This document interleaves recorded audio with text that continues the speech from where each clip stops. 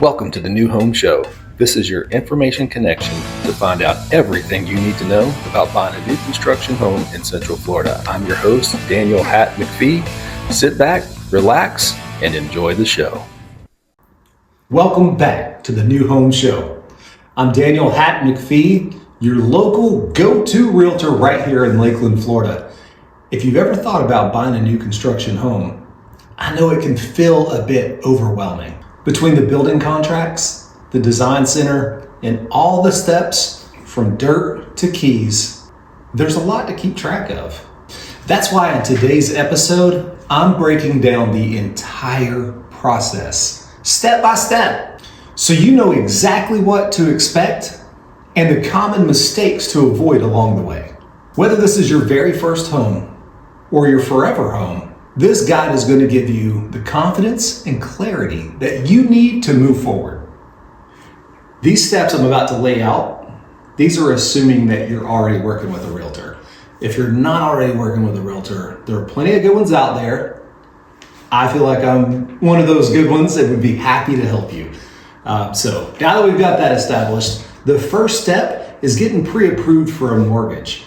Now, if you know anything about new constructions, you're probably already thinking, well, the builder's going to want me to use theirs. That's true. They are going to want you to use theirs. They usually have some sort of ownership interest in their mortgage company, and so it benefits them for you to use theirs. But there's a couple reasons why I think that you should make this your first step to get pre-approved with an outside lender. They're going to give you a more unbiased, maybe that's not the right word. They're going to give you just a whole picture of what your pre-approval should be, what you're really qualified for. And it's not going to be targeted in toward a certain builder's homes, or it's just a more general picture of your buying power. Now, going back to what I said just a second ago, there's a pretty good chance that you're going to get, especially in today's market, you're going to get better incentives and a better interest rate. They're probably going to throw money at you for closing costs if you use their lender. I just want you to know going into it what your buying power is before you go and sit down with the builder's lender. Now, having said that, there's nothing wrong with the builder's lender for the most part. In general terms, there may be some stories out there where people have had bad experiences, but in general, there's nothing wrong with it. And I can tell you right now, on September 18th, 2025, there are a lot of really good deals out there.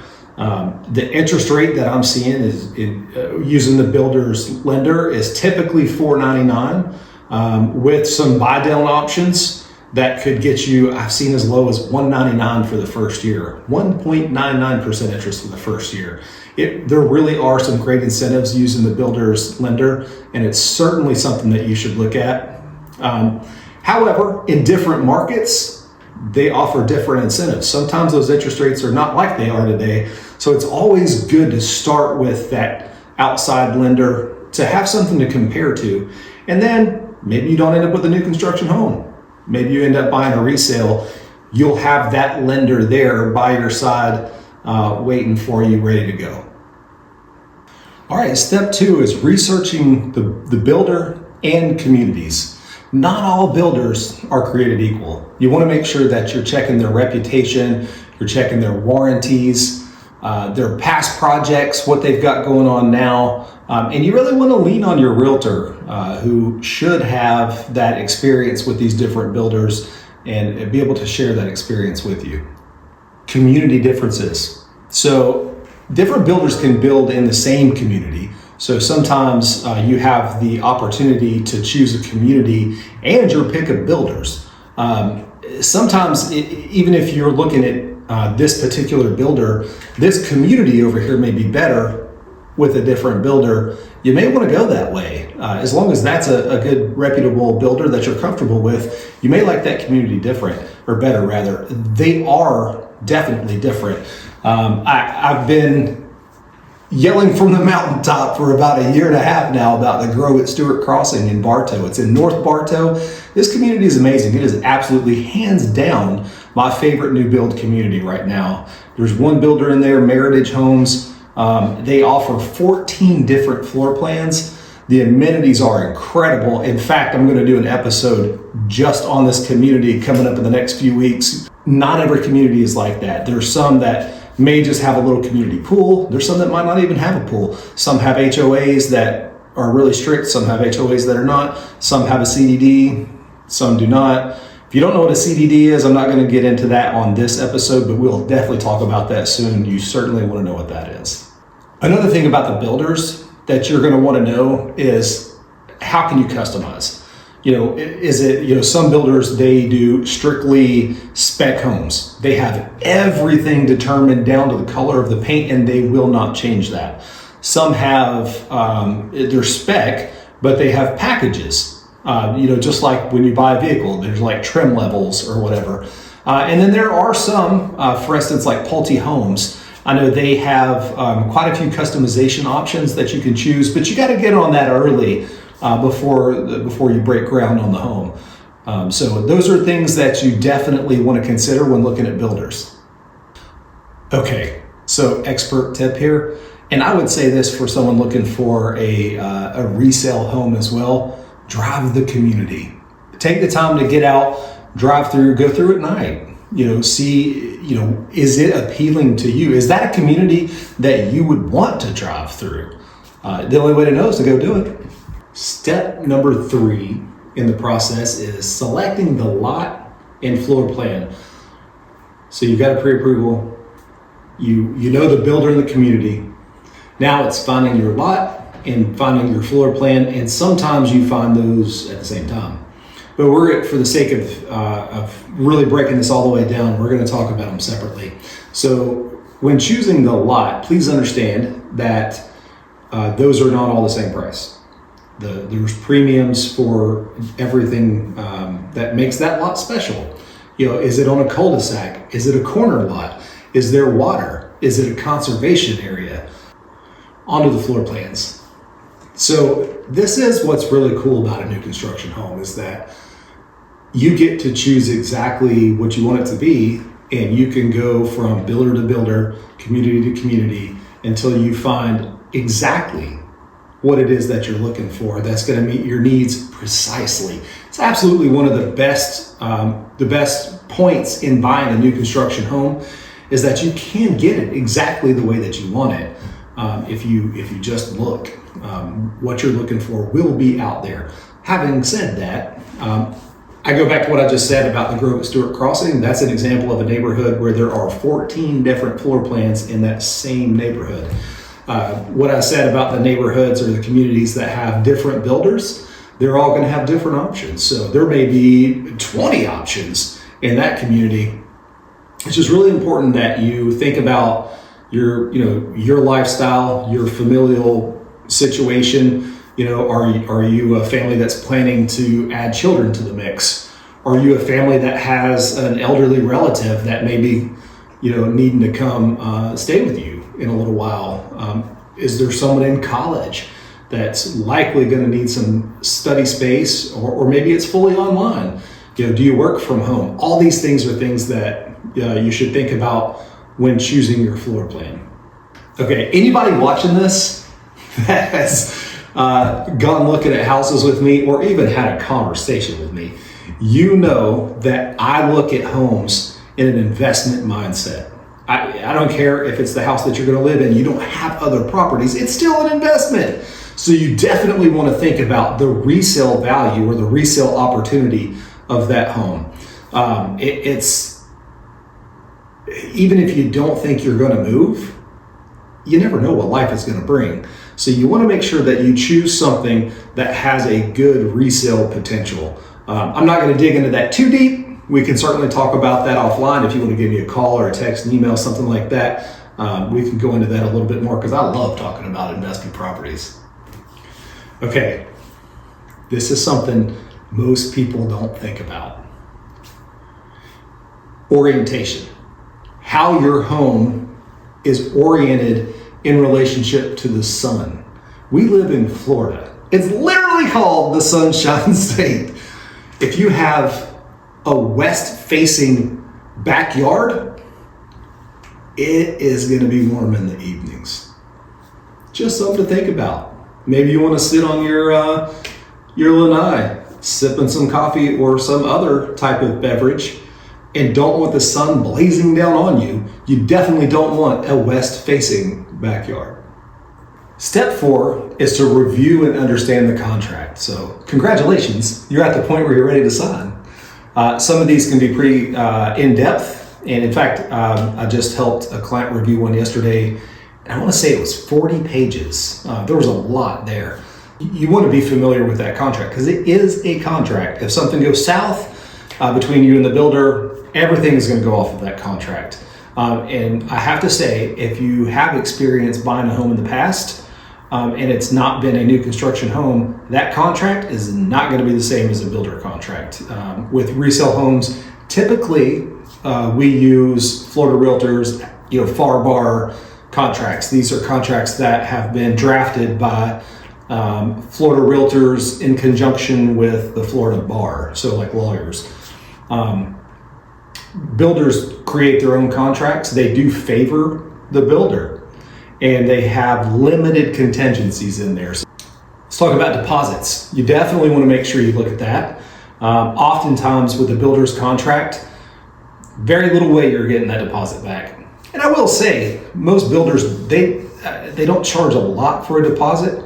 I know there's some builders that they just want $1,000, which is definitely not much. However, you're probably not getting that $1,000 back. So just definitely something you want to think about. All right, timelines. There are definitely timelines in this contract that will be, let me just cut right to it. What I'm really talking about is completion. That's something that is an estimation. And even though it may say in your contract that the completion time is estimated here, that doesn't mean it's a guarantee, and they will not have to be bound by that because it is an estimation. Just want to make sure that you understand that. Oftentimes people plan everything around that completion estimation. Now, builders are really good about it, and oftentimes they'll beat it. All right, here's your expert tip on this one. Always have your realtor review that contract and help you to understand what it means. Now, I say that realtors are not lawyers. Well, I'm not, and most realtors are not. So they can't give you legal advice, and they should tell you that anything that they say should not be interpreted as legal advice. And if you have any questions like that, you certainly should consult an attorney. However, a realtor has a lot of experience with these contracts and can help break that down into kind of plain English to help you understand it. All right, we are rolling right along to step number 5, and that's to visit the design center and pick your upgrades. I'm not going to spend a whole lot of time on this step because chances are you're going to get a spec home, or you're already going to know what your upgrades are going to be, and you may have already talked about that. However, if you haven't, you've signed the contract, you're under contract to buy a home, you go to the design center, now you get to pick your upgrades and all those different things. If that's something that builder does, the biggest thing I want you to think about is, lifestyle. Are you going to have children running around all over the floors, and the wear and tear, patterns throughout the house, things like that. And of course, resale. You definitely want to pick things that, have you been in a house that was built in the 70s and it's still original? Who wants that pink or that green, right? Those are things I want you to be thinking about. More neutral choices. And it's your house. If green makes you happy or pink makes you happy, get it. Just know that when you go to sell it, that may be something that you have to address again then. Expert tip. You may remember from the first episode talking about things that are not included. Ceiling fans. Actually, I don't even think I mentioned ceiling fans in that episode, but that's another one that's not included. So a lot of those light fixtures, blinds, things like that, builders may offer that as an upgrade. I would say you might be better off going to Lowe's or Home Depot after you close to get those things. There's going to be a markup on that. They're going to have limited options for what you can choose. You're probably better off doing those types of things once you close on the home. But that's completely up to you. And I want you to do what makes you happy. All right, step number 6 is the build process and timeline. So you're under contract, houses get ready to go up, you've made all your picks. The timeline from breaking ground to being completely finished can be anywhere from about 6 to 12 months. It depends on a lot of things, supply issues. I remember back during COVID, good Lord, there was all sorts of supply issues that we had. Do you remember how much trucks were selling for back then because we couldn't get the computers from overseas? The same thing can happen with construction, with building. Sometimes that lumber is hard to get, and it really does slow things down. So there's 6 milestones during the build process: the permit approval, foundation, framing, drywall, finishes, and final touches. All right, here's your expert tip on this one. You want to make sure that you keep in touch with your realtor. The builder rep really does do a lot, and they're going to do a lot of the communication with you. But you want to make sure that you stay in touch with the realtor so that everybody is in the loop together. Step number 7, inspections and walkthroughs. Oftentimes, builders will tell you that you're going to have an inspection and they're going to do it, and they oftentimes they'll call it an inspection, but really it's just a walkthrough. It is vitally important that you have your own private inspection. You can get it inspected during the build. You can have them go through before the drywall is put up, and you can have them go through again once it's completed. That is so important. Please don't overlook that. So I mentioned the walkthrough. You are going to get an opportunity to walk through and do a kind of like a final check and look for any blemishes or mistakes or anything like that. Here's your expert tip. Bring a roll of blue tape, just like that painter's tape. And then if you find a blemish on the wall or a scratch on this or a ding on that, you can take that tape and just stick it there. And so when the construction supervisor comes through, they can identify those quicker and get them addressed for you, and they're less likely to miss them. All right, step number 8, we're getting close. Speaking of close, closing on the home. That is step number 8. Okay, so you're already going to know who the title company is and who's handling closing. It's most likely going to be the builder's title company, just like they have their own lenders. They have their own title companies as well. And oftentimes they'll have the closing set up in a model home, which is actually kind of cool because you get to be in that community, and it's a real cozy kind of feeling. Okay, now on the day of closing, or maybe the day before, there's going to be a final approval for your financing.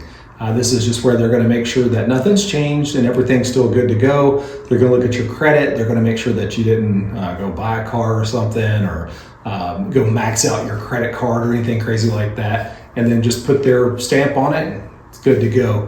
What closing is part of what that actually means is close of escrow. When we say closing, it's the closing of escrow. Your part in that, more than anything, is reviewing documents, signing documents, and getting them keys. And let's not forget about the celebration, because that's happening too. Expert tip: make sure that you schedule the mover, and please use a reputable mover. I had a client who, he just, there's no other way to say it, he got scammed. The mover showed up very late, which caused some problems that day as well, and then got the truck loaded up, said that he needed more money before he would even move it. Total scam. He'd already paid him once. But what are you going to do? I mean, make sure you get a reputable mover, get them scheduled, be ready to go. Step number 9, post-closing. Probably didn't think there was going to be another step, did you? There's just a little bit more information that I want you to think about. So after closing, your warranty, that's important. Most builders, in general, will offer a 1-year, what they call bumper-to-bumper warranty. So it's basically anything and all that goes wrong with the home. In the first year, they're probably going to take care of. After that, your appliances will have anywhere from about a 3 to a 5-year warranty on those. And then most builders also offer a 10-year structural warranty. So that's like foundation, walls, roof trusses, those types of things. Also, something I want you to think about is if you got in early in the community, there's still going to be a lot of construction. So that community life may be a little bit chaotic. The amenities may not be done yet, but I'm telling you, it's going to be worth the wait. That pool's going to be nice. You'll see. Hey, expert tip, keep up on your maintenance. Things like filters, lawn care, caulking, things like that. That's going to serve you well as you settle into the home. Whew. All 9 steps, we got them done. Hey, thank you for sticking in there with me. I know that's a lot of information. Like I said, there is a lot involved in that process. Just a quick recap: pre-approval, builder, communities, the lot, the floor plan, reviewing the contract, the design and upgrades, inspections. Get an inspector. Closing, and then all the warranty information. If you're thinking about buying a new construction home, please don't do it by yourself. Builders, for the most part, literally pay me. You don't have to do that. So why would you go do it by yourself? Let me be by your side. Let me go through this process with you. I love to do it, and you're gonna love having me there. You can reach me on my phone, 863-273-6324. Email daniel.mcfee@cbrealty.com. @daniel.hat.mcfee is my Facebook and my Instagram. You already know my YouTube because you're on it. All right, let's get it. Let's go get you one of those new construction homes. Talk to you soon.